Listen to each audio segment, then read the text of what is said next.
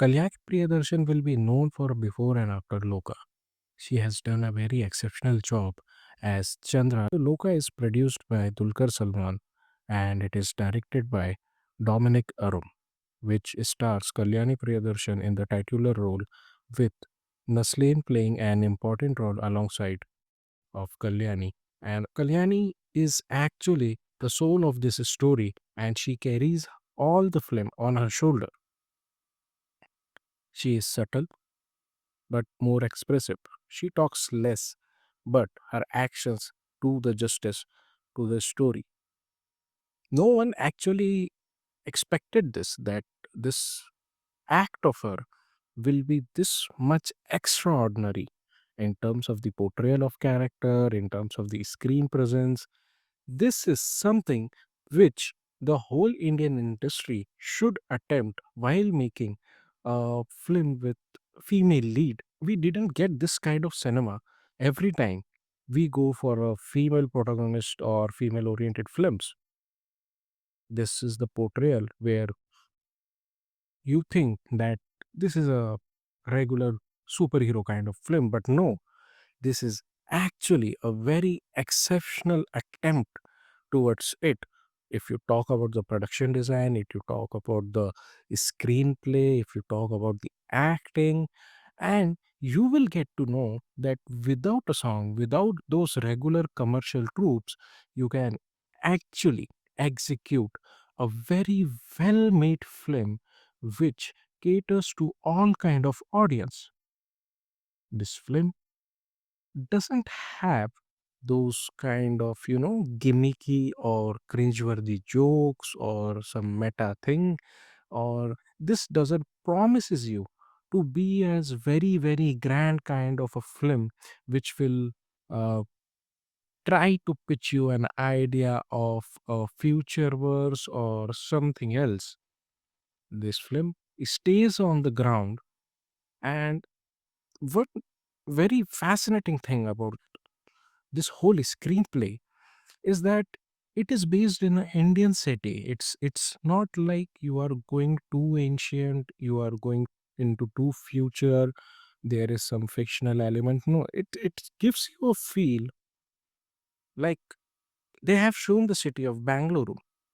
Now, when you watch the film, you will get those kind of vibes that yes, this is actually a Bangalore, and how Malayalis are related to Bangalore, those exchange of the satires or the sarcasm while they are talking or interacting with each other, that is very much visible on the screen, and that makes uh, people like a kind of engaging watch because you get to know that the cross cultural thing with them.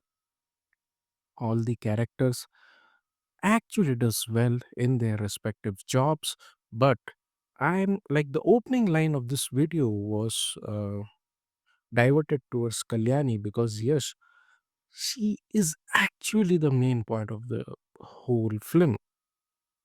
This is like they have titled this chapter 1 Chandra. So this story revolves around the character of Chandra who arrives in Bangalore. She carries her own past, own history, and something is going to happen which is very massive in the future. So she tries to keep herself low for few days. Maybe some bigger mission or some bigger, you can say, a kind of a storm is coming towards her life. So she is trying to deal with it, but here comes the actual interesting part. When she is hiding herself, trying to be a normal human being, she kind of starts engaging with other humans, and that's where the struggle to balance her superhero or supernatural life plus being a normal human being that struggles to maintain this both the lives starts. And those things like presented, I won't say it's a forced comedy, but the humor comes out very natural on the screen, and you have to give credit to Naslen for this. His expressions and his comic timing is on point here. The way he is being introduced, and a little bit of backstory has been given to his character, like about his breakup, and Anna Ben is actually making a small again special appearance to establish the vulnerability of Naslin's character. His character name is Sunny, and he's kind of, a young chap who is mm, trying to move on from his breakup. And when he sees Chandra for the first time, it's like she becomes his crush. And then the story takes round from there when they try, all like Nasleen and his roommates, when they try to interact with Chandra, they invite her um, at their place for a birthday party, and they are very curious to know about her. And in that process, they get to know many more secrets, and how they react is like carried out like in a very good manner throughout the film.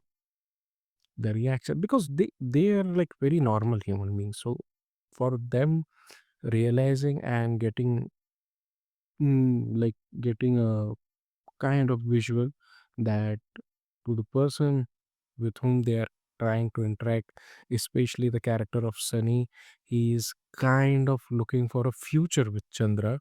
And when he figures it out that she is not a normal human being, those things actually adds a very good value, uh, makes the screenplay very engaging, and it's a very clean kind of film. Even though they have shown youth bachelors doing party and all, the film doesn't actually gets distracted from its original plot.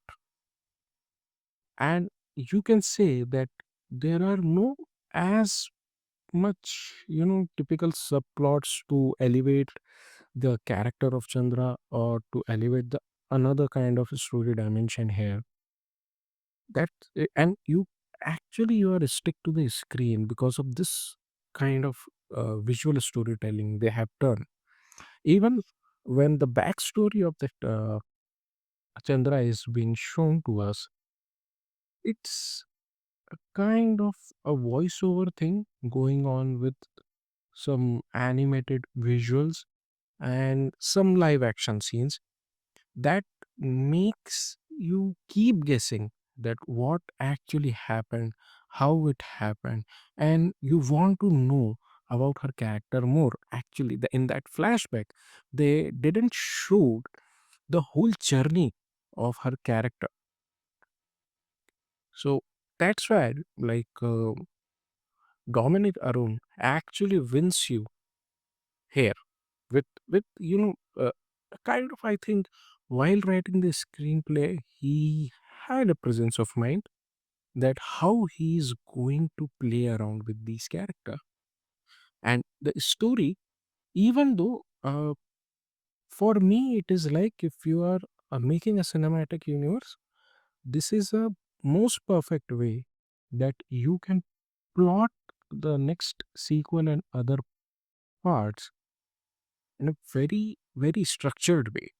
Earlier on our channel, I have given example of Prashant Neel, but for Prashant Neel, actually, there is no cinematic universe he has created. He has created like sequels, like KGF 2, and he has plotted a very good hook for Salar 2. But here I am talking about the cinematic universe. This cinematic universe is not random. It's very well planned cinematic universe, and kudos to Dulquer Salmaan, who is actually the producer of this film, and the way he has supported to all the technicians and all the director and all the actor.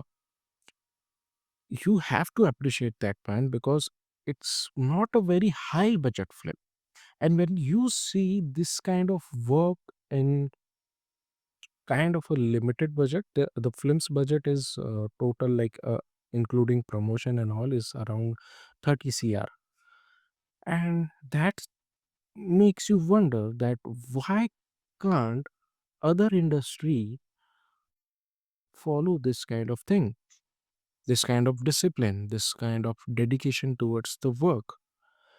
We in today's time, like, we are getting the grand films in the name of heavy vfx.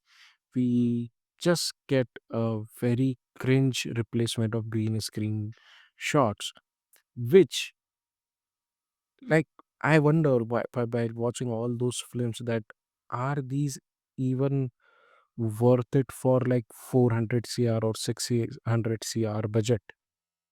But here when you see Loka in 30 cr of budget, they are giving you the best production design, cinematography, and the background score, and the cast also, like, even the special appearances, like, which came in the second half of the film, are like receiving a praise, and it's like exceptional work in each and every department. So if you guys like haven't seen this film yet, I would recommend, please go and watch this film. And, like, this is a very trending film. The Hindi release didn't got a kind of very wide release. It's very limited release, but I would suggest you guys should go and watch the original Malayalam version. It's playing with subtitles, and that will be like make your day. So till then, I would say, please like, subscribe, and share. Do let me your thoughts when you watch this film. Till then, thank you and have a nice day.